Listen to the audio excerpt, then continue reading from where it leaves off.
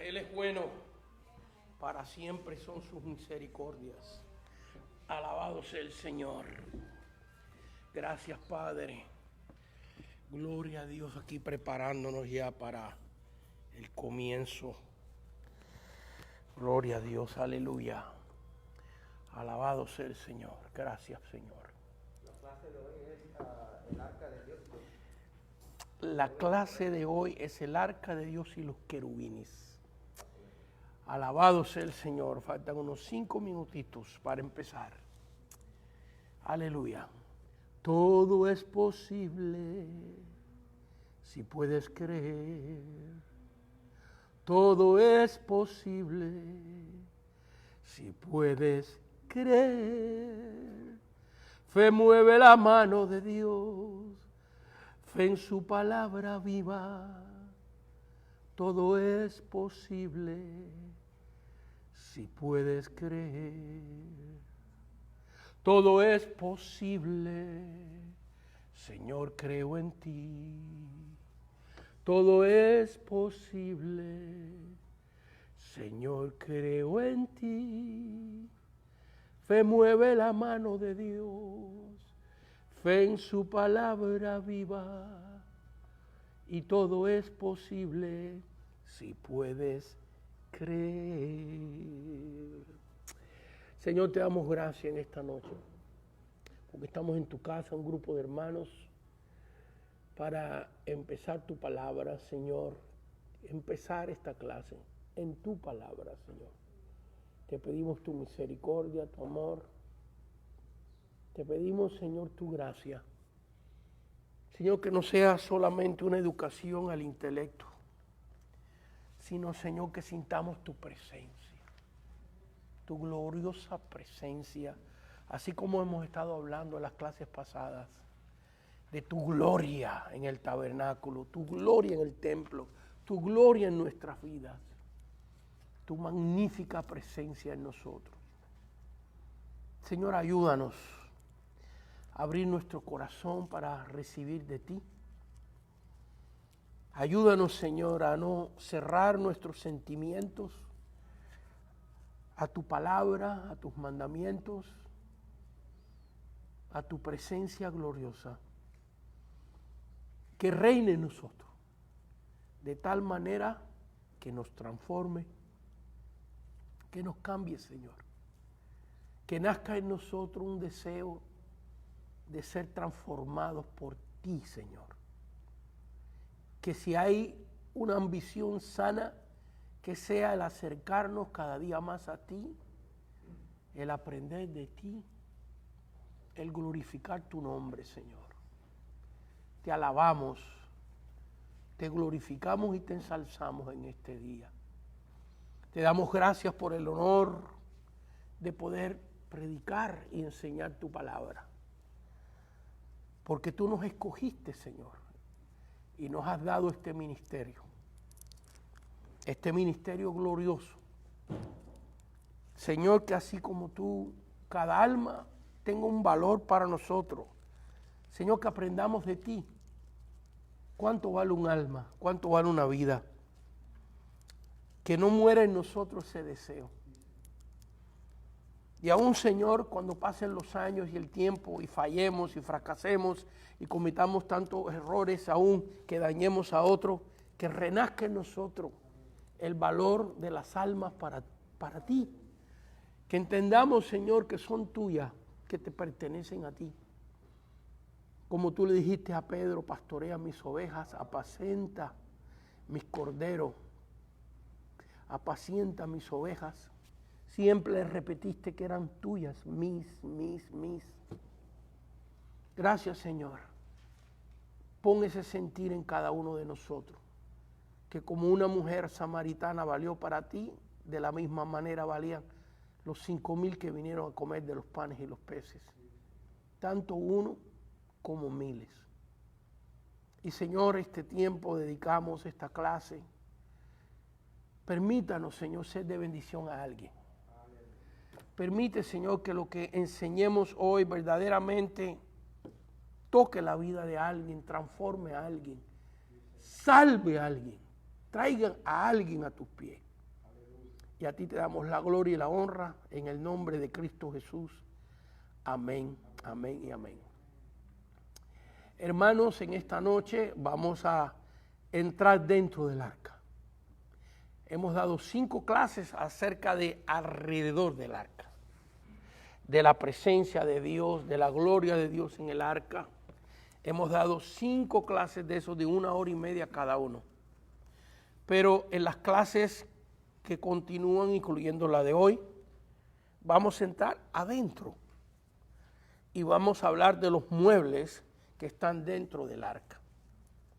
Hoy voy a tratar de hablar de el arca de Dios. Vaya, los muebles que estaban dentro del tabernáculo, perdón. Hemos hablado 5 clases del tabernáculo y fuera del tabernáculo, de su construcción, aunque muy superficial, quizás más adelante entremos en más detalles. Pero ahora, aclaro, cometí un error en lo que dije anteriormente, vamos a hablar de los muebles dentro del tabernáculo, empezando con el lugar santísimo, en el cual solamente tenía un mueble, el arca de Dios. Y hoy, con la ayuda del Señor, trataremos de hablar de esta arca y de su exterior, lo que está por fuera. Los querubines de esta arca, su símbolo, lo que representa. Quizás hoy no hablemos de lo que está dentro de esta arca, de esta caja santa, donde la presencia de Dios estaba allí. No sé si me alcanza el tiempo para hablar de lo que había dentro, de las tablas, de la vara de Aarón, de la vasija de maná, quizás para la clase que viene. Hoy voy a tratar de enfocarme en lo que es el lugar santísimo y esta arca. Pero antes de continuar, quiero dar muchas gracias a las personas que con tanta amabilidad y tanto cariño nos han mandado una ofrenda. En cada programa recibimos ofrendas. Algunas personas nos mandan $5, otros 10, otros 15, otros 20, otros 30 y otros más. Pero todo eso se junta y nos permite, en este tiempo que las iglesias todavía no están autorizadas del todo en funcionar de una manera normal, esto nos permite mantenernos sirviendo al Señor tiempo completo. Dios ha sido bueno conmigo a través de ustedes. Y quiero verbalizar, expresar mi gratitud. Gracias. Usted podrá ver el anuncio de cómo usted puede mandar esta ofrenda a través de PayPal, una cosa que se llama así, PayPal. Y si usted entra ahí, se le informa cómo hacerlo, también a través de Zelle. Y si no, también mi dirección aparece. Usted puede escribirme. No me tiene que mandar ofrenda, me puede mandar una carta con sus peticiones de oración y con mucho gusto las levantaremos delante de Dios y oraremos a Dios. También, si usted tiene preguntas, estamos recién comenzando la clase de hoy. Si usted tiene preguntas, pues escríbalas, mándalas. Aquí tenemos hermanos, el hermano Said, que hoy nos ayuda, y él estará anotando las preguntas que ustedes tengan para al final de la clase contestárselas con mucho gusto. Así que ya empezamos y vamos a la porción bíblica, a Éxodo capítulo 25, donde se nos describe lo primero que se construyó en el tabernáculo. No fue el tabernáculo. Lo primero que se construyó fue el arca del pacto. Así se llamó primeramente el arca del pacto y después Dios le puso otro nombre. El arca del testimonio también se llamó. Y después se llamó el tabernáculo de reunión, el arca, donde venía la gente a reunirse con Dios, a hacer una reunión con Dios. Esos 3 títulos aparecen en el Antiguo Testamento. El arca del pacto, en otras palabras, Dios hizo un pacto con el pueblo y ese pacto estaba dentro de esta arca. Las 2 tablas con los 10 mandamientos reposaron dentro de esta arca. También se le llamó el arca del testimonio, ¿Por qué? Porque dentro de ella estaba un testimonio. Estaba el testimonio de que Moisés había bajado del monte con 2 tablas de los mandamientos. Estaba el testimonio de una vara seca que reverdeció. Dios hizo un milagro, la hizo reverdecer. Y no quiero hablar mucho de eso hoy porque quiero dejarlo para otra clase. Y estaba la vasija de maná, en otras palabras, una vasija con el pan que Dios hizo descender del cielo todos los días, 6 días, de lunes a viernes. El viernes ellos levantaban o recogían este maná, este pan del cielo doble para viernes y sábado. Y por 40 años Dios les hizo llover del cielo, caer del cielo, pan. Alimentó a su pueblo mandándole pan del cielo. Y dentro de esta arca había una vasija que era como el testimonio. Por eso se le llama también el arca del testimonio, porque dentro tenía el testimonio de los milagros y maravillas que Dios había hecho. Bueno, empezamos leyendo. Éxodo capítulo 25, tome su Biblia, lea conmigo. Y para empezar les voy a dar una tarea. Mientras que usted esté leyendo, quiero que note cuántas veces la palabra propiciación o propiciatorio aparece. Note cuántas veces la palabra propiciación o propiciatorio aparece en el pasaje.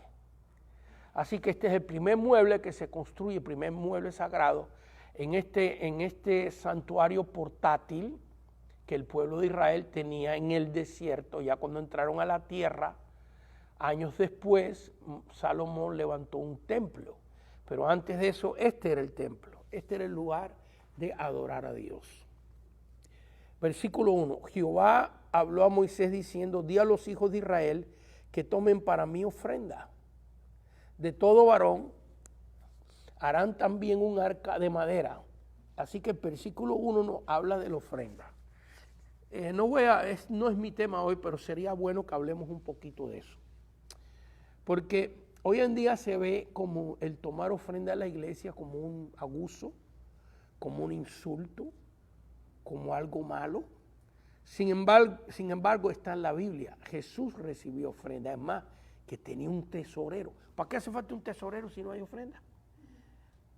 Judas era el tesorero del Señor. Usted dirá, ¿cómo es posible que el Señor haya puesto a Judas de tesorero? Muy buena pregunta si usted se está preguntando eso. Yo me lo he preguntado también. Pero bueno, fue la decisión de él y Dios es soberano. Y Dios trata de darle una oportunidad a todo el mundo, hasta el mismo Judas. Pero Judas se puso peor con el ministerio que Dios le entregó. Así que lo ideal aquí es que la idea de ofrendas, de diezmos, para la obra de Dios, no es un invento del ministerio o de los pastores para vivir una vida cómoda.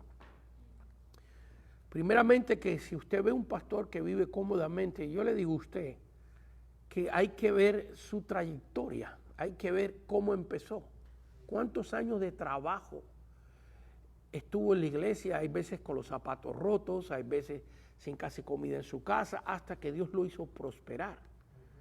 Porque, ¿por qué no? Si usted trabaja 20 años en una compañía, 30 años en una compañía, no debe usted prosperar. Y si un siervo de Dios dedica su vida, deja su profesión, su familia, sacrifica el tiempo de su familia, etcétera, ¿no tiene derecho ese siervo de Dios a vivir un poco cómodamente, decentemente? Yo no estoy hablando de lujuria, yo no estoy hablando del gusto, el abuso que se ve en el ministerio. Yo sé que hay gente que abusa, se ve.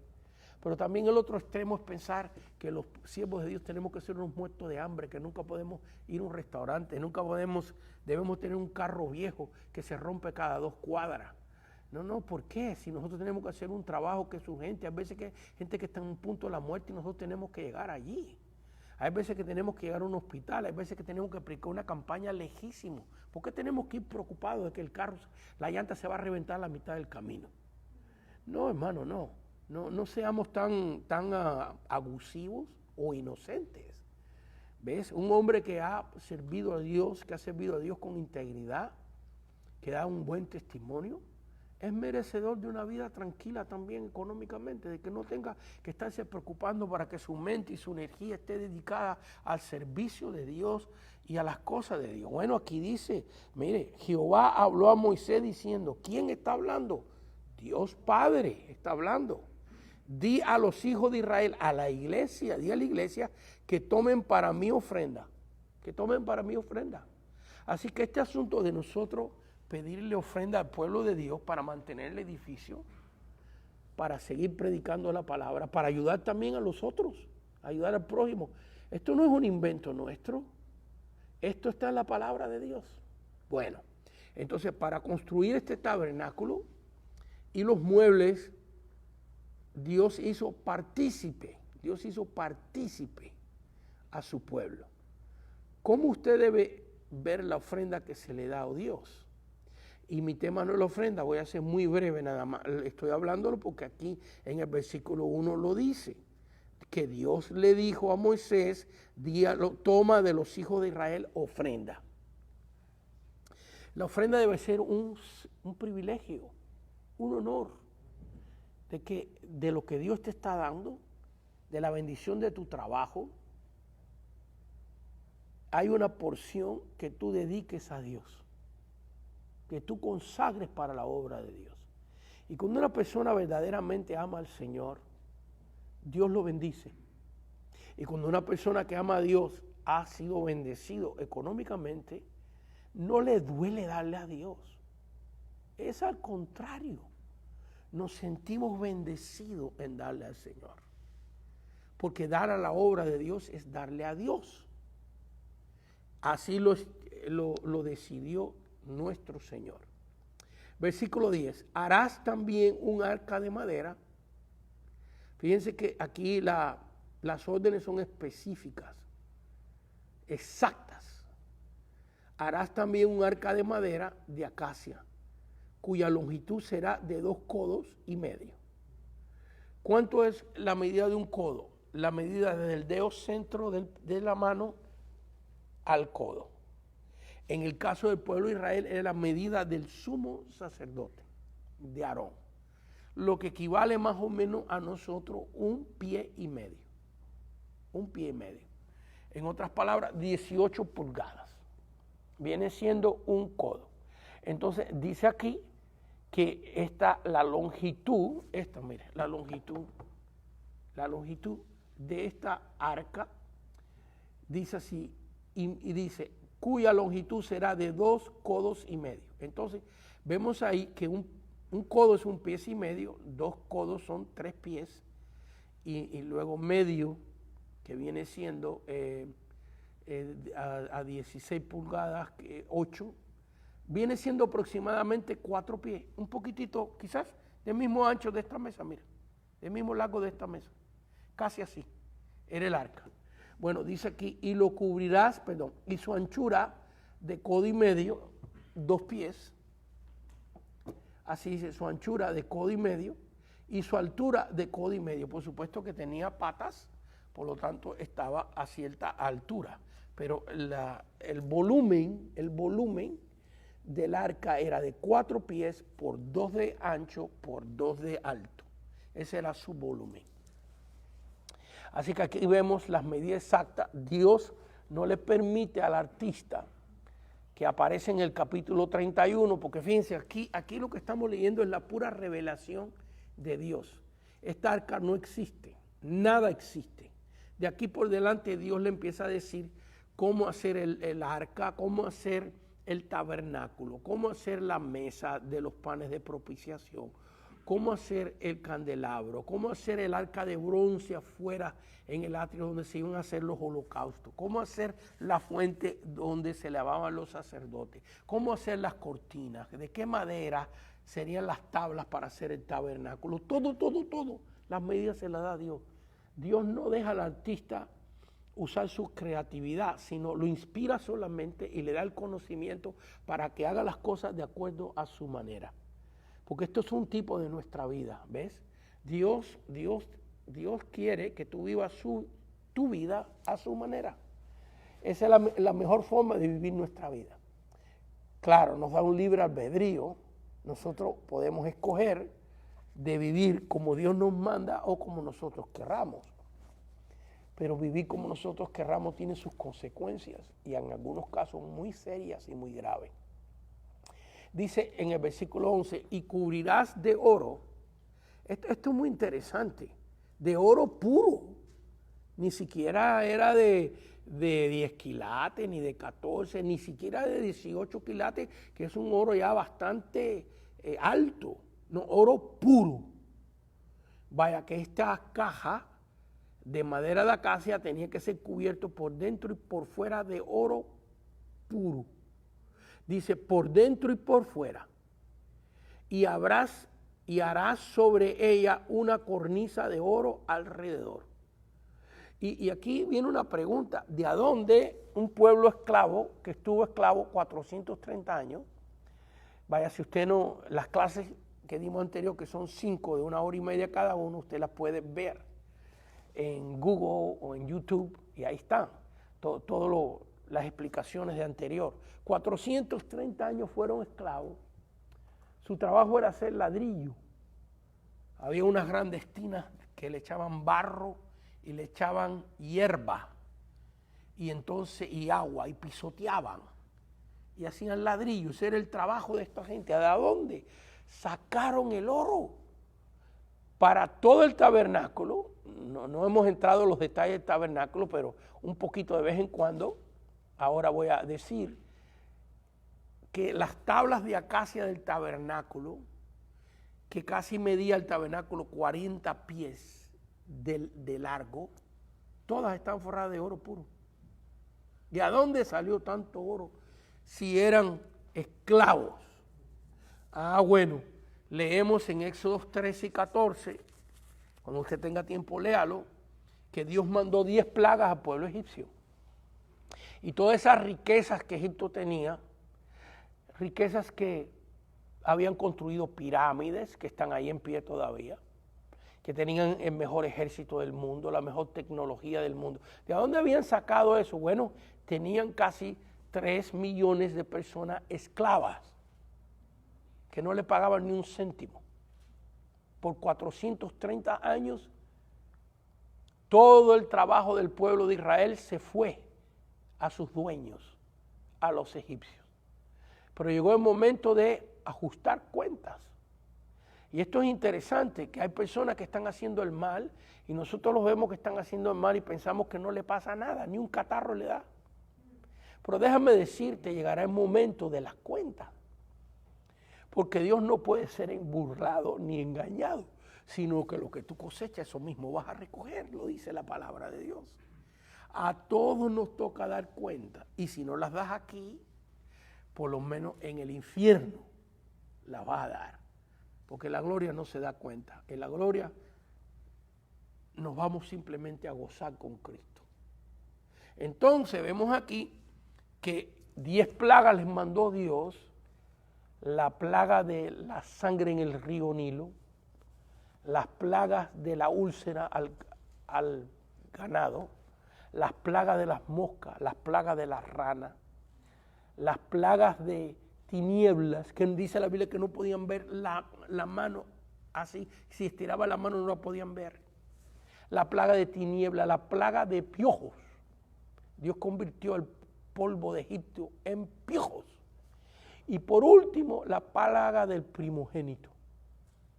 Y cuando los egipcios vieron que sus primogénitos estaban muriendo, porque el propósito de las 10 plagas, el propósito cuando Dios nos manda un juicio, una enfermedad, un problema económico, ¿sabe cuál es el propósito de Dios? No arruinarte.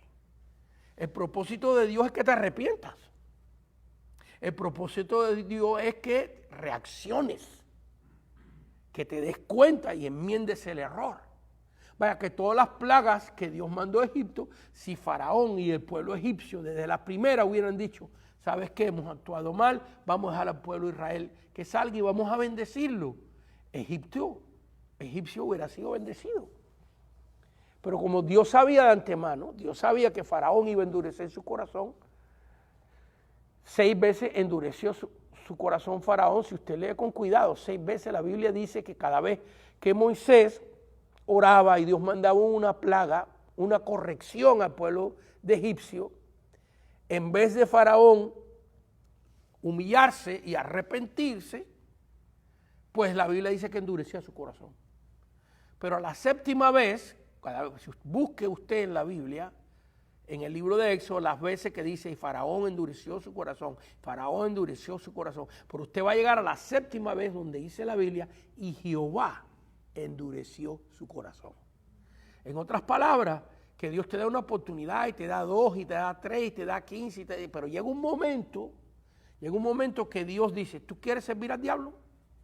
Ah, bueno, pues ahí te va, sírvelo, ¿ves? Entonces, en vez de Faraón y los egipcios arrepentirse, pues cada día se envanecieron más y Dios apretó más su mano. Pero ya cuando llegó la plaga del primogénito, los egipcios estaban desesperados porque el pueblo de Israel se fuera. Ya se fueron, se querían ir. Entonces Dios le dijo al pueblo de Israel, vayan a cada casa de los egipcios, pídenle oro, pídenle plata. Cuando uno lee ese pasaje, uno dice, ay, pero qué abuso. ¿Cómo es eso? Eso es comprar el evangelio. ¿Cómo es que Dios le va a decir al pueblo de Israel que vaya a sus vecinos egipcios y le pidan oro y le pidan plata? Eso es limonear. Ese es el derecho que ellos tenían porque 430 años los habían esclavizado, habían abusado de ellos y todas las riquezas que tenía Egipto habían sido el producto del trabajo de la esclavitud de ese pueblo. Así que no estaban pidiendo nada. Estaban reclamando lo que era de ellos, lo que le habían robado. Es como si una persona, tú te vas de vacaciones y el vecino entra a tu casa, se lleva el televisor, los muebles, las computadoras, te saca el carro de tu garaje y se lo pone en el de él, se lo roba todo. Entonces tú llegas y tú ves que tu vecino tiene todas tus cosas, vas a la corte y el juez da una orden que te devuelva y después va para la cárcel, después viene castigo por haber robado. Tú no estás haciendo nada indebido. Tú estás reclamando, tú no estás pidiendo al vecino que te regale un carro y que te regale un mueble y que te regale las computadoras porque fue que se las robó de tu casa. Tú estás reclamando tu derecho, lo que es tuyo. Por eso, hermanos míos, nosotros no le pedimos nada al diablo, nosotros lo reprendemos. Porque tenemos el derecho por la sangre de Cristo. La victoria, dice la Biblia, que somos más que vencedores en el libro romano. ¿Saben lo que significa más que vencedores? No que uno va a entrar en la batalla, sino que ya se venció. Y tú estás disfrutando la victoria, más que vencedores. Y el cristiano tiene que desarrollar una mentalidad así. Hay cristianos, yo soy un gusano, pobre de mí, hasta feo me estoy poniendo. Qué cosa más triste. No, mi hermano, levanta, aunque esté feo, levanta la cabeza, orgulloso de que eres un hijo de Dios, comprado por la sangre de Cristo. Bendito sea el nombre del Señor. Y no es que nos convirtamos vanagloriosos con las demás personas, pero tengamos dignidad de derecho. Derecho que costó carísimo, costó la sangre. El pago más grande que Dios Padre ha hecho es la sangre de su Hijo Jesucristo. Y Él dice que nos ha constituido hijos de Dios. Y Él dice que nos ha hecho, no nos va a hacer, sino que somos reyes y sacerdotes. Ese es nuestro derecho. Entonces el pueblo de Israel no fue allí a limosnear. Oye, ¿usted me puede dar un pedacito de oro? No, entraron a la casa y le dice, dame mi oro. Dame lo mío. Y los egipcios le entregaron. ¿De dónde salió tanto oro? Porque Dios lo iba a ocupar. Y lo lindo de esto es que ellos no se apoderaron de ese oro. Porque cuando llegó el momento de hacer estas mesas, de hacer esta arca, de hacer este tabernáculo, la Biblia dice, no hemos llegado ahí, pero la Biblia dice que cuando Moisés le dijo al pueblo que dieran para el tabernáculo, dieron tanto que Moisés le tuvo que decir, órale pues, en mexicano se lo estoy diciendo, párale. Se lo estoy diciendo en mexicano. Ya estuvo suave, pues. Moisés le tuvo que decir al pueblo, ya hay suficiente, ya no traigan más. Pero también hay que ver la actitud del pueblo. Porque usualmente una persona que no tiene nada, cuando de repente empieza a tener cosas, se convierte un poco avaricioso. Y se le sube para la cabeza. Y se le olvida que fuimos esclavos en Egipto. Entonces tenemos que, cuando Dios nos bendice y nos da, aprender de este pueblo de Israel. Que aunque no tenían nada, ni zapatos tenían, nada. Ahora tienen oro, riqueza por todos lados. Cuando llegó la hora de hacer la obra de Dios, con el corazón, con bondad lo dieron para el Señor, con alegría, con gozo. Hay gente que dice, yo tuve una persona que llegó de Guatemala, indocumentada, con sus hijos. Tengo que tener cuidado porque puede ser que nos estén viendo. Y tengo que tener cuidado cómo contar este testimonio. Pero esta persona trabajaba lavando automóviles, trabajaba cortando zacate, y Dios empezó a prosperarlo. Y empezó a trabajar en una fábrica de barrendero de la fábrica. Y Dios lo levantó y lo levantó y lo levantó. Todo el tiempo que hacía trabajos así, no quiero decir, perdón, trabajito, porque todo trabajo es digno. Todo el tiempo que trabajaba así era fiel con sus diezmos y sus ofrendas. Fiel. Pues mire, que empezó a crecer en la factoría. Lo hicieron manager de un departamento. Lo hicieron manager de toda la fábrica. Y como era un negocio que tenía fábricas en muchos lugares de los Estados Unidos, lo hicieron manager general. Entonces un día entró a mi oficina y me dijo, pastor, dispense, pero yo no voy a poder dar el diezmo. Dígole, hermano, esos son asuntos tuyos. Cada uno aquí tenemos que, si tú lo das o no, esos son asuntos tuyos. Y me dice, no, pero yo le quiero explicar. Y digo, bueno, a ver, si tú deseas explicarme, dime. Me dice, es que ya yo gano mucho y el diezmo es mucho. Y yo me quedé mirando y le dije, bueno, pues entonces no hay problema. Está bien, vamos a hacer una cosa, dame tus manos a orar. Le dije yo, vamos a orar. Le voy a pedir a Dios, yo le quise decir que yo llevo a orar, porque si yo llego a orar y no le digo, capaz que se muera allí mismo, ¿ves? Y le dije, mira, yo voy a orar. De como tú ganas mucho dinero y el diezmo es mucho, pues que te rebajen el sueldo como al principio. Cuando tú entrabas en la fábrica, porque tú no fallabas con tu diezmo, y entonces es poquito diezmo lo que tienes que dar al Señor. Así que dame las manos, vamos a orar. Oh, no, pastor, pare. Pare, pastor, así como si tuviera electricidad. Porque es que era creyente, pero es que ¿qué nos pasa, hermano? ¡Pare! No, eso no. El hombre estaba ganando como 1,200 a la semana. Esto hace muchos años atrás.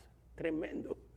Dígole, hermano, mira, si tú llevas el diezmo, no son asuntos tuyos con Dios. Yo no te puedo obligar. Esos son asuntos tuyos, pero, hermano mío, si tú estás ganando 1,000, te estás quedando con 900, Dios te está bendiciendo. Más vale tener 900 bendecidos que 1,000 maldecidos en la bendición de Dios. Dale gracias a Dios. Bueno, empezó en un tiempo a diezmar y después se compró una casa muy grande, lejos, porque la iglesia que yo pastoreaba está en el este de Los Ángeles. Entonces él vivía, no quiero decir el área, pero bueno, se compró una casa tremenda. Inclusive cuando la compró, yo fui a la inauguración a orar, a bendecir la casa, me alegré por la bendición, pero ya como vivía lejos, se fue para otra iglesia y empezó a diezmar allá, gloria a Dios, qué bueno. Pero son cosas tremendas. Aquí vemos que las cosas de Dios fueron forradas en oro puro por mandato de Dios. Por mandato de Dios. Entonces, fundirás, versículo 12, para ellos 4 anillos de oro que pondrás en sus 4 esquinas, 2 anillos en un lado de ella y 2 anillos en el otro. Para los que acaban de entrar en la clase, estamos en Éxodo capítulo 10, versículo 12, y estamos estudiando el arca del pacto o el arca del testimonio. del Antiguo Testamento. Y vamos a entrar rapidito, un ratito, en sus símbolos para hoy, lo que significan para hoy. Así que vemos aquí que Dios le mandó que pasaran unas varas. A ver, no sé si me ven. Unas varas, con anillos, y Dios no quería que su arca la llevaran animales, porque la podían haber puesto en un carro, y más adelante, por allá en los tiempos de David, una gente hicieron eso, pusieron el arca en un carro con bueyes, y la persona que extendió la mano para sujetarla, Dios lo mató. Dios quería que el arca fuera cargada por sus siervos. Más adelante quiero predicarle un mensaje titulado Cargando esta arca. Cuando los sumos sacerdotes cargaron esta arca para cruzar el río Jordán. Y la Biblia, Dios le dijo, cuando ustedes entren dentro del río Jordán y el agua llegue hasta cierta parte de sus piernas, entonces las aguas se van a dividir. Así que vemos que los siervos de Dios Dios quería que sus siervos cargaran el arca. ¿Por qué, hermano? Porque la carga de la obra de Dios, aunque los milagros lo hace Dios, lo imposible lo hace Dios, lo posible Dios quiere que nosotros lo hagamos. Dios hace lo imposible. Él te da la salud para que tú trabajes. Eso no te lo puede dar nadie, ni el médico chino te la puede dar. El aire que tú respiras te lo da Dios. La salud te lo dio. Los hijos que Dios te ha dado te lo da Dios. Es lo imposible, es lo que nosotros no podemos hacer. Pero ahora, con esa ofrenda, con ese dinero que tú ganas, mira, se compran estas bancas. Se compra el aire acondicionado, gracias Señor. Porque tenemos aire acondicionado, porque en muchos lugares que hay mucho calor no lo tienen. Qué bendición. Señor, bendice al doctor Bruno Camaño, a los líderes de esta iglesia que nos dan esta bendición. ¿Ves? Eso es lo posible, lo posible. Entonces vemos aquí que Dios quería que los sacerdotes cargaran el arca, porque ya la rueda se conocía, pero Dios no quería que su arca fuera en ruedas con animales, sino que su pueblo, sus sacerdotes, sus ministros, tuvieran el rigor, sin tener la responsabilidad, de la palabra más correcta, la responsabilidad de cargar el arca. Y es la responsabilidad de los diáconos enseñar la palabra, visitar a los enfermos, de acuerdo a la Biblia. Es la responsabilidad del creyente de congregar. Qué tema tan tremendo, tan fácil que nos era congregar. Y ahora, con estas leyes y esta pandemia y todos estos problemas que se nos está haciendo difícil congregar en el santuario, porque congregamos en nuestras casas y en algunas reuniones pequeñas que hacemos, congregamos y adoramos a Dios. Así que aquí vemos que Dios mandó que se le hicieran unas varas para cargarlos. Y harás unas varas, versículos 13, de madera de acacia, las cuales cubrirán en oro. Fíjense que todo va cubierto en oro. Y meterás las varas por los anillos a los lados del arca para llevar el arca con ella. Otra vez, Dios quería que fuera la responsabilidad de su pueblo llevar esta arca, porque esta arca es un tipo de la iglesia, es un tipo de la obra, hermanos, y es nuestra responsabilidad hacer lo posible, cargar el arca. Fíjense que en el libro de Josué, Dios derrumba las murallas. Las murallas de Jericó se derrumban porque Dios las tumbó. Pero Dios mandó al pueblo que le diera 7 vueltas. ¿Para qué si Dios las va a derrumbar? ¿Para qué mandar a un pueblo alrededor de una ciudad donde no hay carretera, donde hay polvo, donde eran 4 millas, 1 milla por cada lado de la ciudad, por 7, 4 por 7, 28 millas? Todo el pueblo con el arca arriba, dando trompetazos. ¿Qué estrategia es esa para conquistar una ciudad? Cansar al pueblo primero. Es una estrategia un poquito loca, ¿verdad? Pero es que Dios quería eso. Dios quería que el pueblo supiera que no es por la fuerza de ellos, es por el poder de Dios. Pero si ellos no le llegan a dar las vueltas, como Dios lo mandó, las murallas no se caen. El milagro no acontece. Vaya que siempre, no me quiero meter mucho ahí porque me voy a ir muy lejos. casi todos los milagros Dios los pone de una manera que haya, aunque sea una pequeña participación nuestra.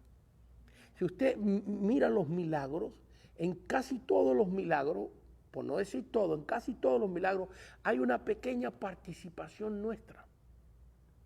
Ve, el ciego del Siloé, Jesús escupe, hace el lodo, le pone el lodo en los ojos, ¿y por qué no quedó sano? Mire, si al ciego Bartimeo le dijo, sé sano, y quedó sano, y a este hace el lodo y le pone esa mezcla en los ojos y no quedó la cosa ahí. Le dice, vete a la fuente de Siloé y lávate. Ve, ahí está la participación de él. Si él no se va y está ciego, fue a gatas para allá, tanteando el asunto. Y cuando llegó allá y agarró agua y empezó a echarse, empezó a ver sus manos, empezó a ver. Pero si no va a la fuente, no hay el milagro. Entonces, casi siempre la gente dice, ¿y por qué ora? Si Dios sabe tu necesidad, tú no tienes que orar. Dios te la puede conceder. Si Él sabe que tú tienes un problema económico, pero tu participación es orar. Porque en la oración tú demuestras tu fe y demuestras tu dedicación. Tú no estás enterando a Dios de nada. Ay, Señor, me botaron del trabajo. Mira ahora con este asunto de la pandemia, Señor, se me está haciendo difícil. Imagínate, tú le estás avisando a Dios que hay pandemia. Tú le estás avisando a Dios que hay necesidad económica. El Señor lo sabe. Entonces, ¿para qué orar? Si Él lo sabe, ¿para qué orar? Y sabe que nosotros lo necesitamos. Porque se deleita en las oraciones de sus hijos. La Biblia dice que las oraciones nuestras son como olor fragante a Dios. Y esa es la parte nuestra. El milagro tú no lo puedes hacer. El proveer para ti, tú no puedes proveer. Solo Dios es el que provee a través de tu trabajo, a través de tu energía, a través de los clientes que Dios te trae. Si tú tienes un negocio, el milagro lo hace Dios. Pero hay una parte que tú tienes que hacer. Si tienes un negocio, tienes que levantar temprano, tienes que limpiarlo, tienes que abrir las puertas, tienes que anunciarlo, tienes que hacer tu parte.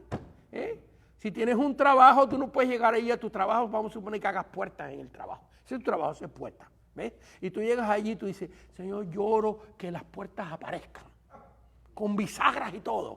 ¿Ves? No. Dios ya, el milagro es darte la energía. El milagro es que Dios te permitió caerle bien o más o menos al jefe para que te dieran el trabajo. ¿Ves? El milagro es que la compañía se mantenga en pie para que tú puedas cobrar. Eso es lo que tú no puedes hacer. Pero la puerta la tienes que hacer tú. Si no, no vas a cobrar. ¿Ves? Si no, no vas a cobrar. Entonces vemos aquí que Dios está mandando a este pueblo a ser partícipe de su obra, a hacer esta arca. Versículo 16, pondrás en el arca el testimonio que yo te daré. ¿Qué estaba dentro del arca? Lo repito otra vez, voy a dar una clase de eso nada más adelante, pero dentro estaban las dos tablas, las segundas tablas, porque las primeras Moisés las rompió, las segundas tablas con los 10 mandamientos, la vara seca de Aarón que reverdeció, dio hojas, flores y fruto y almendros, simbolizando el milagro de restauración en nuestra vida, el nuevo nacimiento de una vida seca. No quiero meterme mucho ahí porque voy a dar la clase de antemano, hay que esperarse que lleguemos allí. Y el maná, el pan de vida que representa a Cristo. Este era el testimonio que estaba dentro de esta arca. El versículo dice, y pondrás en el arca el testimonio que yo te daré. Estas 3 cosas. Y harás un propiciatorio. Note cuántas veces viene la palabra propiciatorio o propicio. Ya aquí en la clase vemos algunos que se adelantaron y lo contaron. Pero yo no les voy a decir porque yo quiero que ustedes lo cuenten conmigo. Y harás un propiciatorio de oro fino. Ay, Señor, le gustan las cosas buenas. ¿Usted ha visto alguna flor fea? ¿Usted ha visto algún desierto feo? ¿O la mar cuando está el cielo nublado? ¿A usted se le hace feo? Tiene su belleza. Los desiertos tienen su belleza. Las montañas. Todo lo que Dios hace es fino. Es precioso. Dice aquí, dice, harás un propiciatorio de oro fino, cuya longitud será de 2 codos y medio, en otras palabras, que era del mismo, este propiciatorio. Me adelanto de una vez, la tapa del arca. El arca era una caja, y la tapa, por eso la tapa tiene las mismas medidas del arca, 2 pies, 2 codos y medio, que son aproximadamente 4 pies, un poquitito menos de 4 pies. Y harás un propiciatorio de oro fino, cuya longitud será de 2 codos y medio y su anchura de codo y medio, las mismas dimensiones que tiene el arca, porque va a ser la tapa. ¿Por qué decimos aproximadamente 4 pies? Porque un codo era la medida del sumo sacerdote. Después, más adelante en la historia, es la medida de un rey. Pero en este caso es la de sumo sacerdote Aarón. De la punta del dedo hasta aquí, 1 pie y medio más o menos, 18 pulgadas. Pero nosotros no sabemos de qué tamaño era la mano de Aarón. ¿Ves? Porque hay gente que tiene un trocito de mano así. Y hay otros que tienen una manota así. Entonces, por eso decimos más o menos 4 pies. Porque es difícil exactamente dar la dimensión. Y si harás también 2 querubines, aquí viene la cosa, de oro labrados a martillo. Fíjense que no se le da al artista. Más adelante Dios va a escoger al artista en el capítulo 31. Dios escoge y dice, en el capítulo 31 habló Moisés, Jehová a Moisés diciendo, mira, yo he llamado por nombre a Besaleel, hijo de Uri, y lo he llenado del Espíritu de Dios en sabiduría, en inteligencia, en ciencia y en todo arte. Primero Dios le da las dimensiones a Moisés, después Dios le da el don al artista. ¿Ves? Para que el artista haga las cosas de acuerdo como Dios le ha ordenado. ¿Ves? El éxito de un ministerio, de un pastor, está precisamente ahí. En poder entender, primero no estarse haciendo visiones él, sino en buscar la visión de Dios. Pero hay veces que nosotros recibimos una visión de Dios, Dios te dice, hazlo así. Y cuando Dios nos dice, hazlo así, le agarramos miedo. Porque hay veces que Dios nos da una visión muy grande. Y nosotros tenemos una mentalidad muy chiquitita. Y Dios nos da una supervisión. Y le agarramos miedo. Entonces queremos hacer la visión a nuestra manera. Porque la cosa no es solamente entender y averiguar lo que Dios quiere, sino tener el valor para hacerlo. Tener el valor para hacerlo. Y se lo está diciendo uno que a mí Dios me mandó así, cada cosa que me espantaron. Y tuve que buscar valor en ayuno y oración, tuve que buscar fe. Ese nivel de fe yo no lo tenía. Cuando Dios me dijo, vas a hacer esto, y Dios me dijo, vas a levantar una organización y un ministerio que va a llegar a los confines de la tierra. Yo estaba en un garaje. ¿Usted se imagina? Yo había empezado mi ministerio en un garaje, estamos hablando 40 y pico años atrás. Y la policía de la ciudad de Rosmín me estaba mandando cartas y ya me había visitado que teníamos que salir del garaje. En un garajito, yo no sabía ni para dónde iba a ir. Y Dios me estaba mandando profecías de que íbamos a levantar un ministerio y íbamos a llegar a los confines de la tierra. Bueno, algunos de los que nos están viendo son testigos de esto. Quizás nos puedan mandar una notita ahí. ¿Ves? Yo nunca pensé que iba a llegar a El Salvador. Llego 20 y pico años predicando 2 veces al día en El Salvador. Los que me están oyendo en Radio Verdad, manden una notita ahí para que la gente vea que uno no está hablando aquí cositas. Los que me están viendo en Argentina, allá con el pastor Darío, cuando yo conocí al pastor Darío, era un grupito pequeñito, ahora son una mega iglesia. Y él es testigo de que llegamos a tener 100 y pico ministerios en Argentina. Los ministros que me están escuchando, que me conocen, en esos 45 años se cumplió la visión que Dios me dio y llegamos a tener más de 500 iglesias bajo nuestra cobertura. Y me la dio en un garaje, por poco me muero cuando Dios me dio eso. Es que yo pensé que yo me había equivocado, pero ese nivel de fe no lo tenía, tuve que irlo adquiriendo en mi caminar con Dios.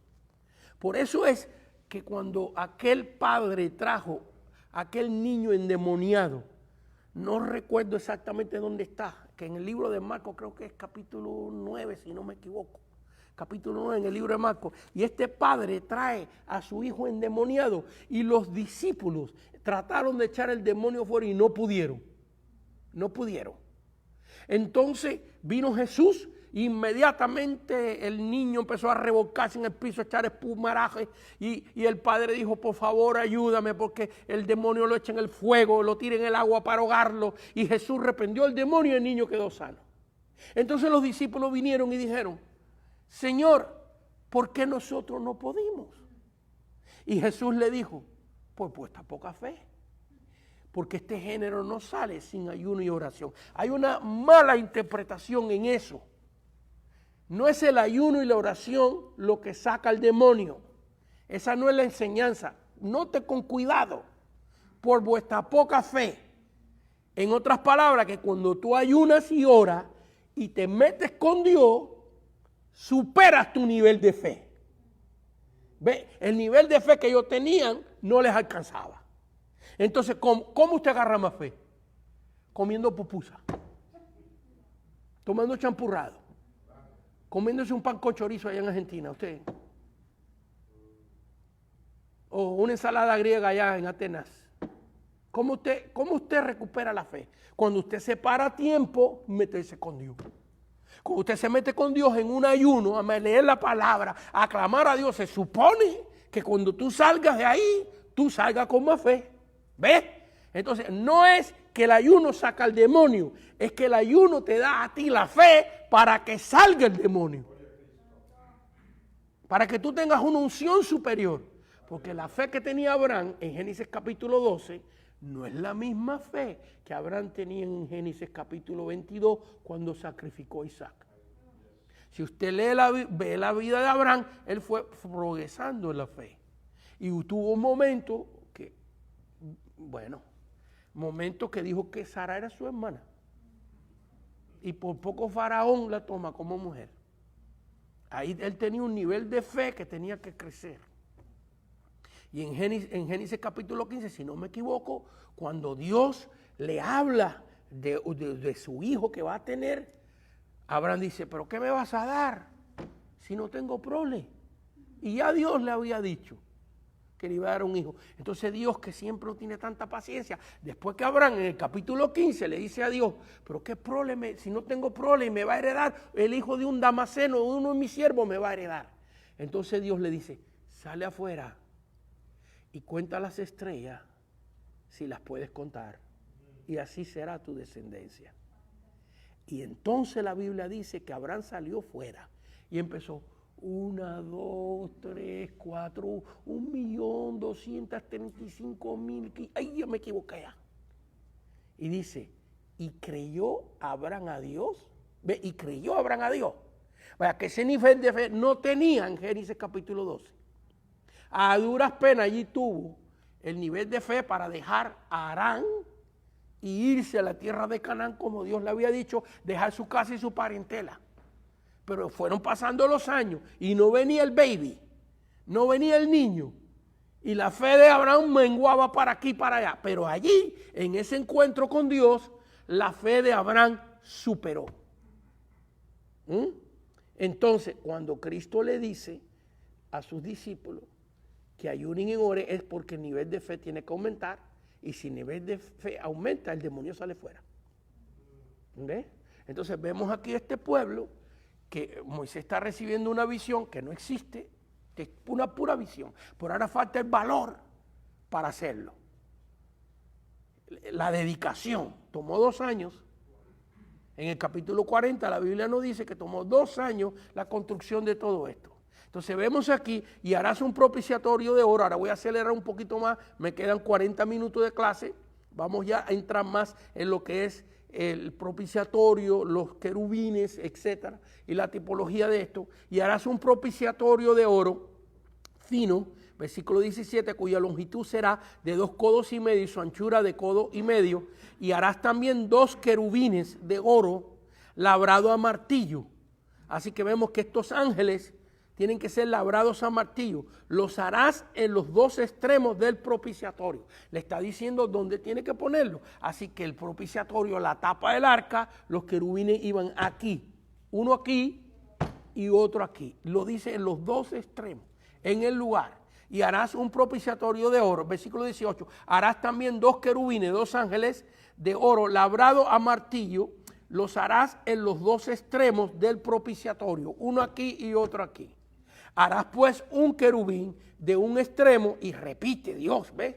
Porque el Señor se quiere asegurar, porque todo esto es una representación espiritual.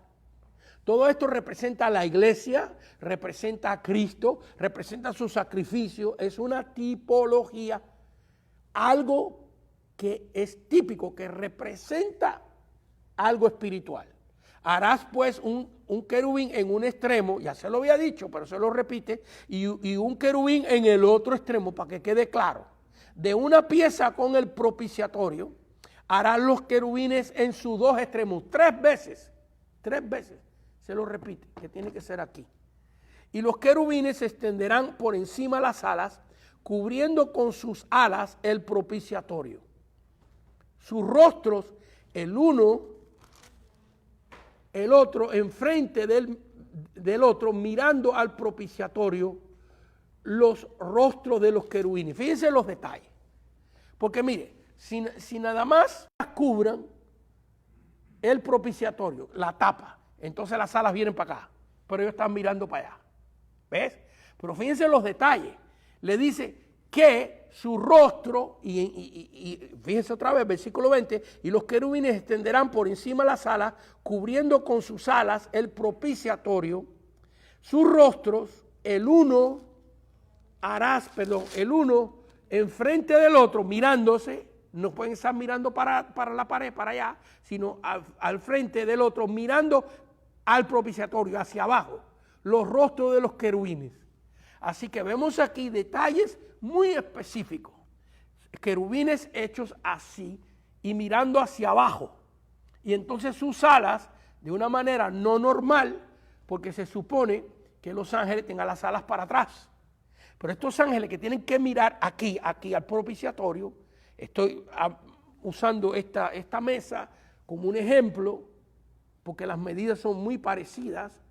Recuérdense que la tapa, el propiciatorio medía 4 pies por 2 pies de ancho, los querubines hechos aquí, entonces tenían que venir con la cabeza hacia abajo, mirando aquí al centro, y sus alas tapando esto, porque todo esto tiene un simbolismo tremendo que en unos minutitos, 10 minutos cuando más, voy a entrar, pero tengo que explicar esto primero, poquito a poco. Dice el versículo número 20 otra vez, y los querubines extenderán por encima las alas, cubriendo con sus alas el propiciatorio, y sus rostros, el uno enfrente del otro, mirando al propiciatorio, mirando hacia abajo, los rostros de los querubines. Y pondrás el propiciatorio encima del arca, ¿ves? Es la tapa del arca, lo pondrás encima del arca. Y en el arca pondrás el testimonio que yo te daré. Fíjate, todavía no se lo había dado. Habían cosas que tenían que acontecer todavía.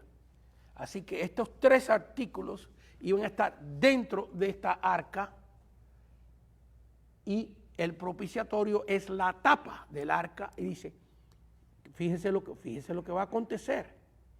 Y de allí me declararé a ti. Yo voy a hablar contigo, Moisés, de allí. Y hablaré contigo de sobre el propiciatorio, de esta tapa, de entre los 2 querubines. Vaya que la voz de Dios salía, de aquí donde se unían las alas de los querubines, de ahí salía la voz de Dios. Y de allí me declararé a ti y hablaré contigo de sobre el propiciatorio, de entre los 2 querubines que están sobre el arca del testimonio. Se repite que están en el propiciatorio, sobre el arca, todo lo que yo te mandare para los hijos de Israel. ¿Sería santo este lugar? Sería un lugar escogido donde de esta caja Dios va a hablar todo lo que va a mandar a los hijos de Israel. Porque fíjense que los 10 mandamientos Dios se los da a Moisés en el monte. También la revelación del tabernáculo y de estos muebles en el monte. Pero después que Moisés baja del monte, Dios sigue hablando. Y Dios sigue dando mandamientos. Y ahora ya Moisés no va a subir más al monte. Después de la segunda vez, ya Moisés no sube más. Ahora el resto de los 40 años, Dios le va a hablar al pueblo de esta caja. Yo trato de imaginarme cómo puede ser esto de una manera, pudiéramos decir, física, natural.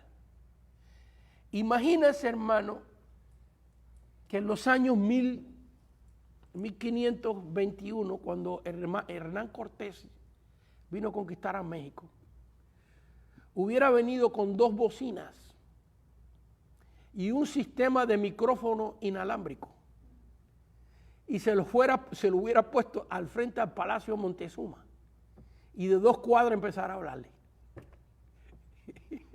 ¿Qué pensaría Montezuma de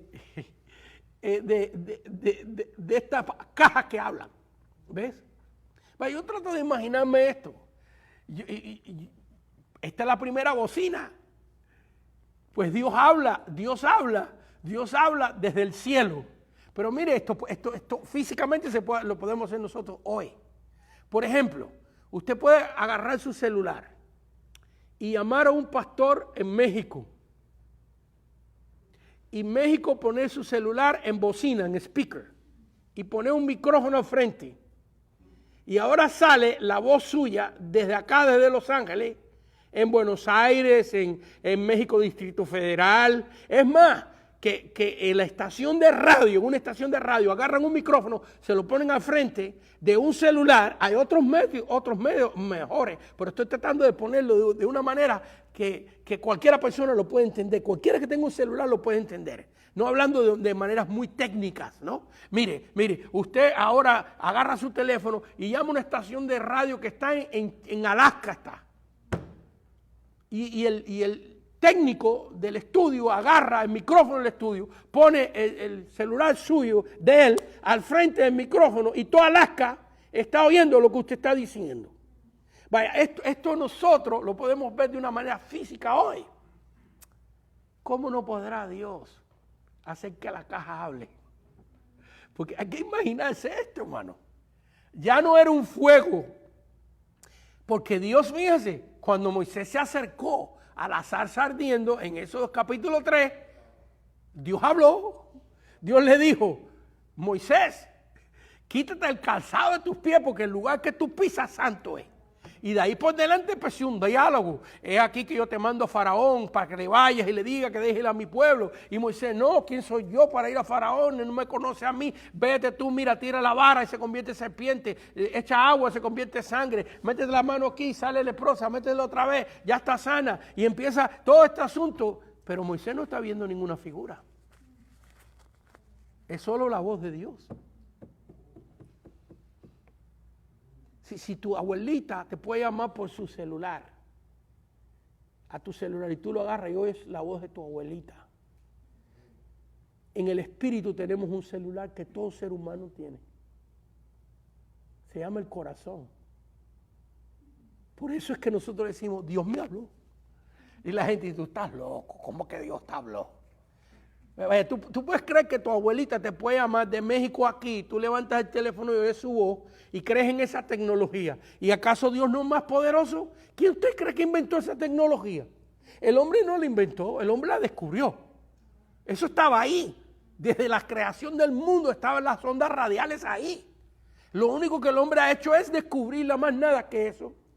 Entonces el Dios que creó los cielos y la tierra en 6 días y en el 7º descansó. ¿Usted cree que no puede hablar? Nosotros tenemos, nuestro cuerpo es una antena divina. Y nuestro corazón es un celular divino. Y por eso sentimos su presencia, por eso sentimos su gloria. Por eso cuando leemos su palabra se convierte en realidad. Pero tienes que encenderlo. Es como un radio apagado. ¿Por dónde le entra? Tú tienes un radio, ¿por dónde entra la voz? Bueno, las voces están aquí en las ondas radiales. Mire, aquí hay sinfónicas de China. Aquí hay sinfónicas en este cuarto, aquí donde yo estoy hablando. Aquí mismo hay sinfónicas que vienen de Rusia, de China, de Suiza. Pero todo lo que usted necesita es un receptor, un radio con con onda corta. Y si tú tienes un radio con onda corta aquí mismo, usted puede ir cosas de China y puede ir cosas de allá. ¿Y quién usted cree que inventó eso? Lo inventó Dios. El hombre lo único que ha hecho es descubrir lo que Dios inventó. Entonces tu cuerpo es una antena. Y tu corazón es un celular, lo que es divino. Y lo tienes apagado. Porque de la manera de prenderlo hay que tener a Cristo. Es el requisito de Dios. Por eso cuando tú aceptas a Cristo como tu Señor y Salvador, por pecador que tú seas, sientes la gloria de Dios. Sientes la presencia de Dios. Lo encendiste. Muchacho, tienes el radio apagado. El radio espiritual. Te lo voy a decir de una manera un poquito más elegante. Tienes el radio apagado. Enciéndalo. Solo se tiene que... El único switch que enciende tu celular espiritual, tu antena que es tu cuerpo espiritual, y sientes a Dios, y oyes a Dios, y lees la palabra y te gusta, y vas a la iglesia y levantas las manos y empiezas a llorar porque sientes la presencia de Dios. ¿Ve? Si tú no tienes a Cristo, ¿qué ves? Puro loco. Puro fanático, eso es lo único que tú ves. Ah, no, yo no, a mí aunque me maten me agarren ahí adentro. Ah, bueno, enciende el radio para que tú veas. Dile a Cristo, y Señor, yo quiero sentir esa gloria. Yo quiero saber que de verdad tú vives y que tú estás en mí. Enciéndelo. Di, Señor, entra en mi corazón, entra en mi vida. Y cuando Cristo entra en tu vida, hay una explosión. Hay una gloria de Dios. Porque esa ha sido la decisión de Dios Padre. Que por los méritos de su Hijo Jesucristo, tú sientas al Padre, y al Hijo y al Espíritu Santo. Y mire, y Dios te empieza hasta a dar dones. La mayoría de la gente que tienen don de profecía hoy, nunca pensaba que iban a profetizar. La mayoría de nosotros que somos predicadores, nunca pensábamos que lo íbamos a hacer. La mayoría de la gente que ha orado por un enfermo y se han sanado, nunca pensaron que lo podían hacer. Pero ¿qué pasó? ¿Qué pasó? Que aceptaste a Cristo. Y al aceptar a Cristo recibiste la señal. Gracias, hermana. Aquí tengo hermanos que me están ayudando. Están calladitos, pero a ver, digan gloria a Dios, hermano.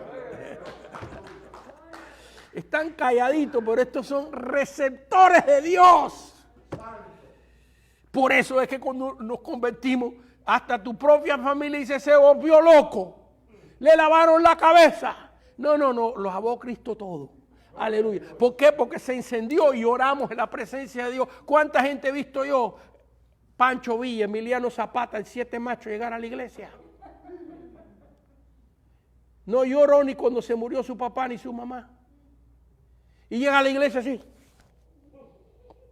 Y Dios le plugo, Dios quiso por esas cosas de Dios, lo toca. Y lo he visto en el altar. Al 7 macho lo he visto, como María Magdalena, desbaratado, hecho pedazos. Y levantando las manos y cantando coritos. Y ahora no se pierde un culto y ahora anda con la Biblia. ¿Y qué le pasó? ¿Qué le pasó? Ajá, se reconvirtió en una antena viva, divina. En un celular, en un receptor de las cosas divinas. Antes lo tenía apagado porque sin Cristo está apagado. Dios ha determinado que nadie podrá sentir su gloria ni su presencia sin Cristo en su corazón. Eso es decisión de Dios Padre, no de la iglesia. Y en el momento que encendemos eso, acontece el milagro. Y empieza a sentir la presencia de Dios. Entonces vemos aquí que Dios le está diciendo a Moisés, de esa caja voy a hablar contigo, de en medio de los querubines. A ver, ya acabé con la introducción. Vamos a ver algunos puntos aquí. La Biblia dice que los querubines eran de oro. ¿Por qué de oro? ¿Por qué no eran de plata o de lata o de otra cosa? Porque hay que entender esto, que es de oro no es porque es para Dios, pero el sentido de esto es más profundo. Es como Dios lo ve. ¿Usted cree que el oro va a impresionar a Dios si Él lo creó? ¿Usted cree que lo va a impresionar a él si cuando llegamos a la Nueva Jerusalén todas las calles eran de oro? A Dios no lo impresiona el oro. Pero cuando él veía esos querubines, en esos querubines, Dios quiere que nosotros veamos un símbolo como él nos ve a nosotros. ¿Ve? Porque son dos. Me adelanto aquí a la tipología. Es un símbolo de la iglesia. No lo dijo Cristo, donde quiera que hayan dos o más reunidos en mi nombre, ahí estoy yo. No le dijo Dios a Moisés que iba a estar allí, sobre este propiciatorio. A ver, ¿cuántas veces ustedes que nos están viendo en los medios masivos, pero yo sé que aquí en la clase hay algunos que ya saben, cuántas veces aparece en 6 versículos la palabra propiciación o propiciatorio? A ver, ¿quién levanta la mano?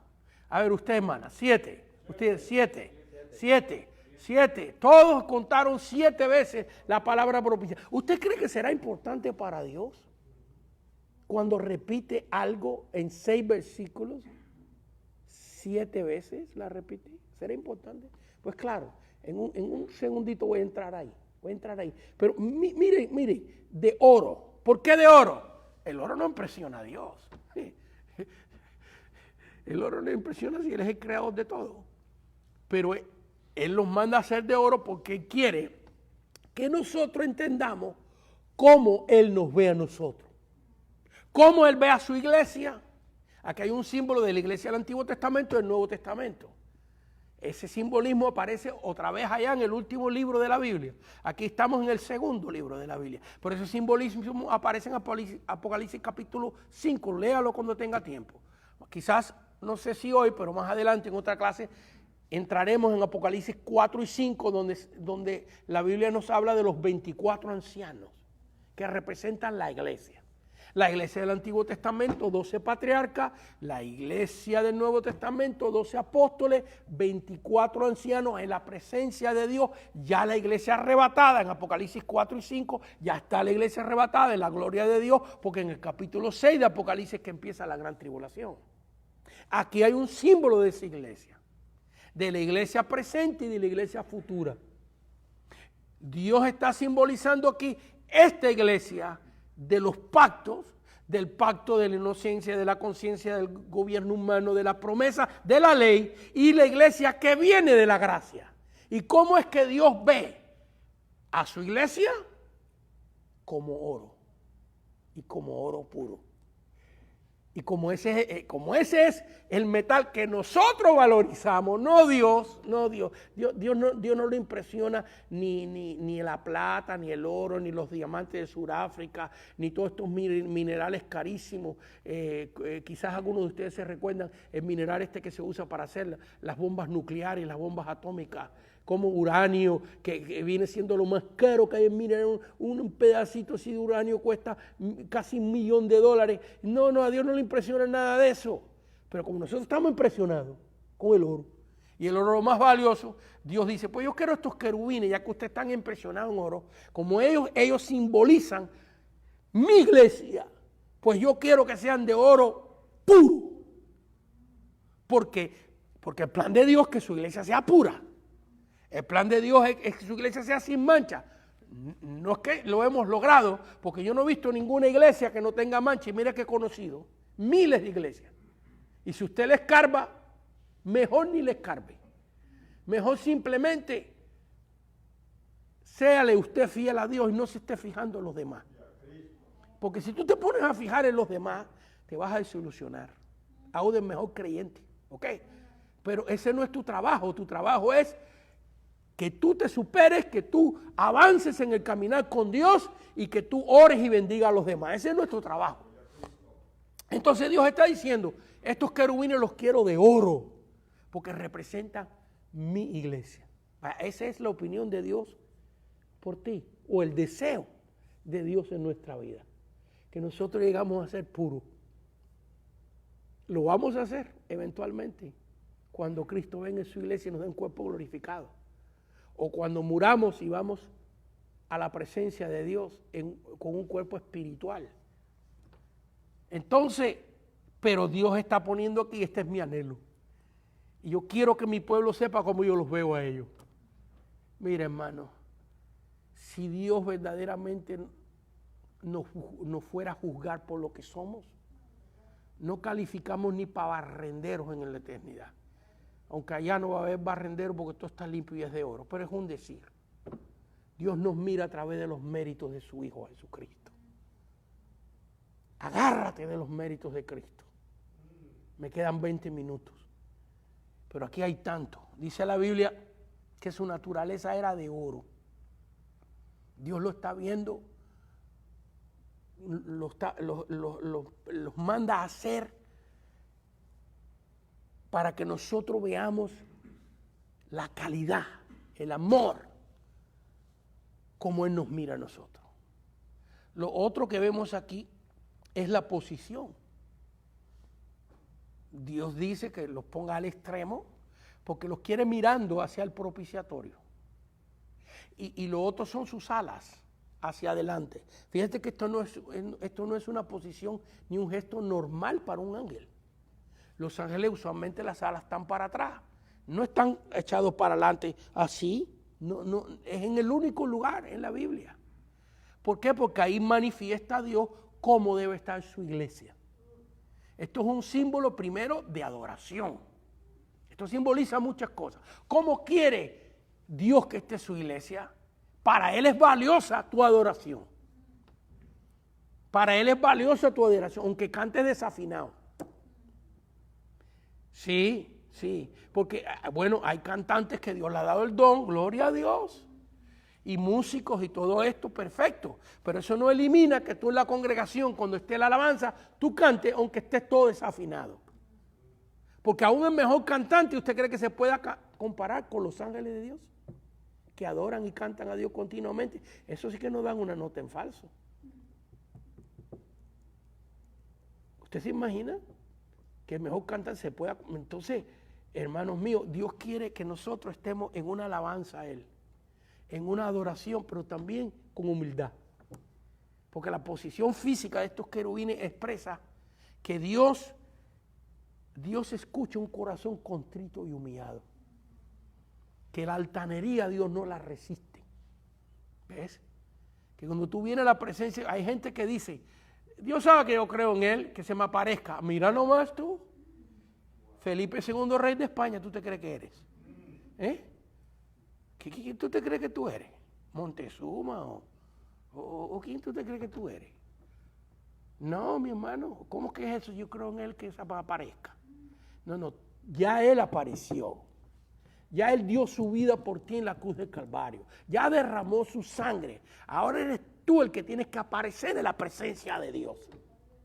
Y aparecer como estos ángeles. Humillado en su presencia. ¿Ves? Entendiendo que Él es el Rey de Reyes y Señor de Señores.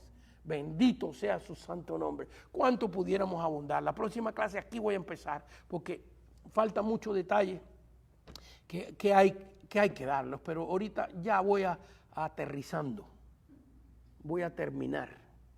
Pero en la posición de estos ángeles significa adoración y también significa la actitud que tenemos que tener cuando venimos a Dios. Señor, yo reconozco que he pecado delante de ti. Yo reconozco que soy un pecador. Perdóname, Señor, límpiame con tu sangre. Alabado sea el Señor. Hay gente que se pasa la vida demandándole a Dios. Señor, yo demando esto, yo demando aquello. Mira nomás. Así que tú eres el rey y Él es el siervo. No, esto no es así. Él es el Señor. El Rey de Reyes, el Señor de Señores. Y nosotros, aun cuando le sirvamos lo mejor que podemos, nos falta mucho todavía. Se merece toda la gloria, toda la honra, toda la alabanza. Y aquí nos expresa la actitud con la cual debemos identificarnos con Dios. Mucho que decir, mucho que explicar ahí. Pero adelanto, dice que su rostro mirando hacia el propiciatorio. ¿Por qué? En esta etapa, este mueble va a ser puesto dentro del lugar santísimo. Es el único mueble dentro del lugar santísimo. Y allí en ese lugar santísimo, una vez al año, el sumo sacerdote va a entrar con la sangre para el perdón de los pecados. Y en el único lugar que se puede echar esa sangre es sobre el propiciatorio. En el lugar que se empatan las dos salas de estos querubines, ahí se echaba la sangre. Por eso es que se llama propiciatorio. ¿Por qué? Propiciatorio 7 veces. Aparece en 6 versículos. Porque es el único lugar donde hacen al pueblo propicio, adecuado, aceptable. Cuando el sumo sacerdote echaba la sangre allí, Dios Padre, que habitaba en este lugar, su gloria, su esencia, habitaba en este lugar, era propicio al pueblo. El pueblo era propicio a Dios. El pueblo era apropiado a Dios. El pueblo era aceptable a Dios. Y Dios miraba a su pueblo con perdón y misericordia. Y era ahí donde caía esa sangre una vez al año, en el único lugar que este pueblo era convertido, aceptable y apropiado a Dios. Y por eso la Biblia dice que 7 veces se pronuncia la palabra propiciación. El término en inglés debería ser propitiation, pero no aparece en el Antiguo Testamento en inglés la palabra propitiation. Pero me encanta cómo ellos le llaman, cómo la Biblia lo traduce. Le llama mercy seat. Mercy seat. La silla o el asiento de misericordia. ¿Qué título más precioso? La silla o el asiento de misericordia. ¿Por qué? Porque era allí únicamente, en ese lugarcito, cuando caía la sangre, que Dios se olvidaba de la ira. Dios se olvidaba del enojo. Dios se olvidaba de lo que se merecía aquel pueblo. Y los querubines, la iglesia que está representada en estos querubines, fíjense que Dios los hizo mirando allí continuamente. Dios no los hizo mirando al techo. Dios no los hizo mirando para atrás, sino que deliberadamente le dice que sus ojos y su vista y su rostro estén mirando al propiciatorio, estén mirando al único lugar donde hay perdón, al único lugar de misericordia, porque estos querubines representan a la iglesia, representan nuestra vida. Y nosotros en el único lugar que tenemos que mirar es a Cristo. Poner vuestros ojos en Cristo, el autor y consumador de la fe, dice la Biblia. Alabado sea su nombre. Es ahí donde tiene que estar puesta nuestra fe y nuestra confianza en lo que Cristo ha hecho por nosotros. ¿Ven el simbolismo? Créanme que nada más que estoy arañando la superficie de este asunto. Hay tanto aquí. En la próxima clase ya voy a terminar en 5 minutitos. Y por favor, si usted tiene alguna pregunta, estamos listos para anotarlas y contestárselas cuando termine. En 5 minutos termino. Fíjense, deliberadamente Dios con mucho cuidado le dice, hazlos en el extremo, hazlo que las alas estén hacia adelante, que su rostro esté mirando allí. Porque todo esto simboliza los pactos del pasado y el pacto de la gracia que va a venir. Que solamente en el acto del sacrificio de Cristo nosotros encontramos perdón. El asiento de misericordia, the mercy seat, el propiciatorio, el lugar donde se nos hace propicio adecuado, es únicamente lo escogió Dios Padre así, de tal manera amó Dios al mundo, que dio a su Hijo unigénito. Dio a su Hijo unigénito, único, para que todo aquel que cree en Él no se pierda, mas tenga vida eterna. Y tantos versículos que hay. Así que vemos en este simbolismo de ellos mirando a ese lugar. Así que, el lugar, y termino con esto. ¿Dónde iba a estar esta arca? No me gusta decirle caja, pero le digo caja para que se entienda que era una caja. Pero el nombre correcto es el arca del pacto. Porque ahí estaba la presencia de Dios sobre esta arca, que simboliza la iglesia. Fíjense que la iglesia, esta arca, tiene el maná que es Cristo. Tiene el poder de resurrección, de la vara de Aarón, seca que reverdece. Las vidas que se acercan aquí a Cristo reverdecen. y tiene las dos tablas que significa la palabra. Son los tres elementos que tiene que tener una iglesia. ¿Ves? El arca representa a la iglesia. Todo es un simbolismo tremendo de parte de Dios. Y una iglesia que no tenga a Cristo, una iglesia que no tenga el poder de los milagros, de la resurrección de Dios, de la regeneración, de que las vidas cambien, la vara de Aarón, y una iglesia que no tenga la palabra de Dios, que el centro, que lo que está dentro de su alma, dentro de su corazón, de ese ministerio, de esa iglesia, no sea la palabra de Dios, es un club social. No importa qué edificio tengas, no importa qué lindo esté, no importa cuánto dinero tenga en el banco. Para eso métete en un negocio, porque esto es presencia de Dios. Pablo lo dijo, que el evangelio no es cuestión de palabras, es cuestión de poder de Dios. Pero ¿cómo está eso? Si la fe viene por el oír y oír la palabra de Dios. ¿Ves? Pero no es cuestión de palabras, es cuestión de poder de Dios. En otras palabras, no es cuestión de palabras humanas. No es cuestión de persuasión humana, no es cuestión de hablar bonito, es cuestión de hablar bonito pero con el poder de Dios. Es cuestión de hablar, pero hablar con el poder de Dios. Bendito sea su nombre. Así que vemos aquí esta gran tipología.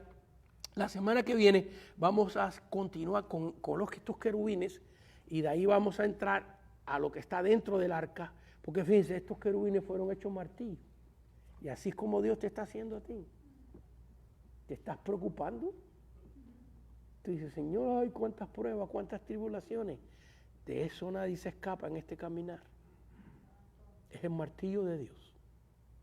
Que Dios les bendiga. Quiero orar por algunas personas que quizás nos están oyendo. Algunos enfermos, vamos a pedir que Dios les sane. Estas personas que están enfermos con este virus y otras enfermedades. Los familiares que están sufriendo. Vamos a hacer una oración por ellos, pero primero queremos hacer una oración por esos que nos están viendo y no han aceptado a Cristo como su Señor y Salvador. Pero hoy usted ha escuchado este mensaje y Dios ha tocado tu corazón. Por favor, yo voy a hacer una oración sencilla para ayudarte. No es un rezo, siempre se improvisa. Repítela conmigo, de corazón. Es una oración para invitar a Cristo en tu vida. Invitar a Cristo que entre en tu corazón, entonces vas a encender tu antena. Y encender tu comunicación con Dios Padre, con el Espíritu Santo. ¿Quieres hacerlo? Muy bien. ¿Listo? Di así. Señor Jesús, en esta noche, en este día, te doy gracias por el perdón de mis pecados. Señor, reconozco que soy un pecador y aquí estoy pidiéndote perdón por mis pecados. Señor, te pido que entres en mi vida, que entres en mi corazón. Límpiame con tu sangre, díselo. Límpiame con tu sangre, Señor. Señor, lléname de ti. Lléname de tu Espíritu Santo. Confieso con mis labios que tú eres mi Dios y mi Señor, en el nombre de Cristo Jesús. Amén, amén y amén. Si usted hizo esa oración, desde ahora por delante, usted es un hijo de Dios. Vamos a hacer una oración muy breve por los enfermos, de un minutito. Todavía nos faltan 5 minutos. Señor Jesús, nos unimos todos. Por favor, los creyentes que me estén viendo, vamos a hacer una cadena de oración todos juntos. Vamos a orar por las personas en el mundo entero que estén enfermas. Que Dios le tenga misericordia de ellos. Que el Señor, cuando Él decida, acabe con esta epidemia. Señor Jesús, en este momento levantamos nuestra voz y te pedimos por esas personas que tristemente han quedado contaminadas con este virus. Te pedimos que tú le traigas una sanidad a sus cuerpos, una bendición a sus vidas, Señor, por la sangre tuya del Calvario. Te pedimos por sus familiares, Señor, que también están sufriendo la pérdida, están sufriendo la ausencia de ellos. Señor, Padre Santo, que tú le des paz, que tú le des tranquilidad y que también los cuides a ellos para que ellos no se contaminen. También te pedimos, Señor, por los demás enfermos, porque no solamente hay enfermos por este virus, Señor, sino siguen los enfermos del corazón, siguen los enfermos del hígado, siguen los demás enfermos también. Y te pedimos, Señor, en este momento una sanidad sobre ellos en el nombre de Cristo Jesús, por tu sangre y por tus méritos. En el nombre de Cristo Jesús, nuestro Señor y Salvador. Amén, amén y amén. Si Dios te sana, si Dios hace un milagro, escríbanos para la próxima clase y déjanos saber. A ver, vamos a ver si hay algunas preguntas. Solo hay una de Cándido Reyes de El Salvador. Una pregunta de Cándido Reyes de El Salvador. Vamos a ver. Si el pastor o el predicador invita a la congregación a una administración al altar y el pueblo no atiende el llamado, ¿es un desprecio a Dios o al predicador? Si hay una invitación al llamado, al llamamiento del predicador y nadie pasa, la pregunta es si es un desprecio a Dios y al predicador. O al predicador. Bueno, yo creo que primeramente es un desprecio a Dios. Si el predicador es un hombre de Dios, un hombre que tiene testimonio, un hombre que se esfuerza por servir a Cristo. Cuando yo he hecho llamamiento, muchas veces la gente no ha pasado. Yo no tengo problema con eso porque yo no los llamé para invitarlos a mi casa, ni a ir a un paseo conmigo. Yo los invité a buscar de Dios, no a comerse una pizza. ¿Ves? Entonces a mí no me afecta en absoluto eso, nada. Ya me acostumbré a eso. ¿Ves? Pero es un desprecio a Dios. Hay que pasar al altar. Yo cuando visito una iglesia siempre paso al altar.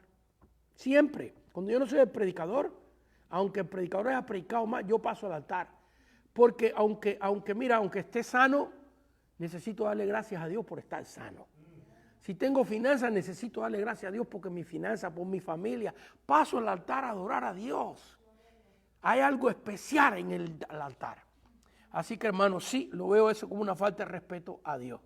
Que Dios les bendiga. Nos vemos el jueves a las 8 de la noche. Vamos a estudiar empezando desde los querubines y nos vamos a meter ahora dentro del arca. Que Dios les bendiga.